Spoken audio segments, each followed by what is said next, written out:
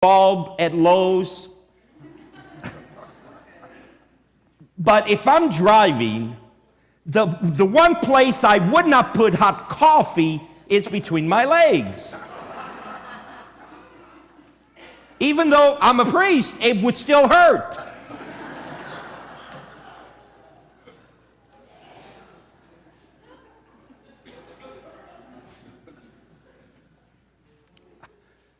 You see?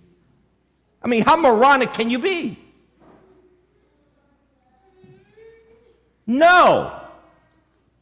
No is a complete sentence. And so we buy into the myth, as we do for Christmas, that I have to have everything, that everything that is available to me, I gotta have.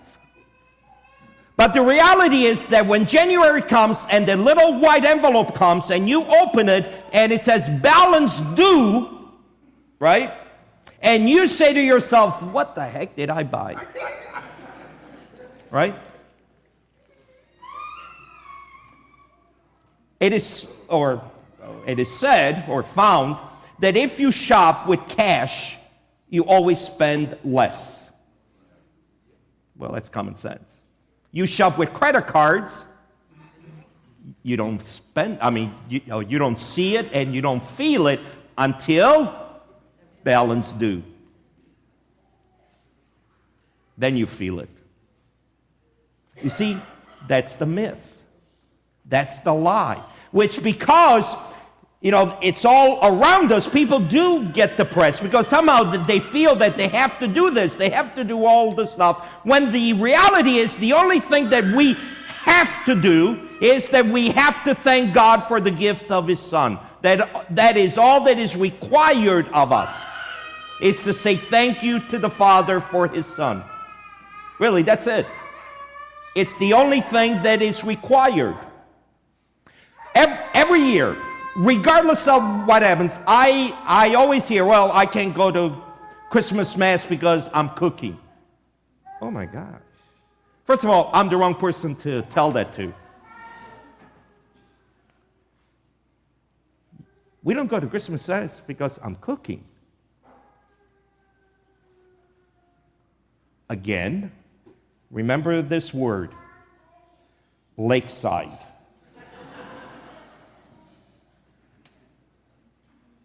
If that is your vision of Christmas, dude, you need help.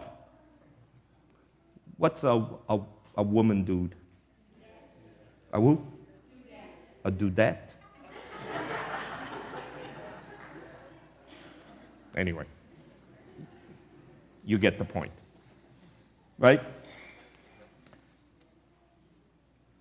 You would not celebrate or you would not offer Thanksgiving because you're cooking for relatives that you don't like anyway.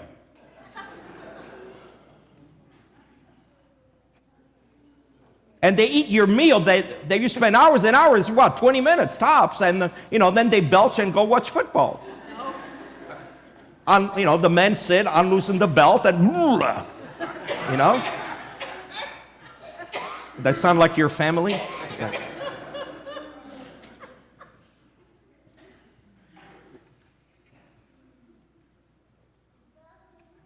It's a lie. It's the myth. Do you know how many people go hungry on Christmas Day? In the city of Memphis. Don't worry about other places, but in the city of Memphis. How many people sleep outside on Christmas Day? How many people actually do commit suicide on Christmas Day?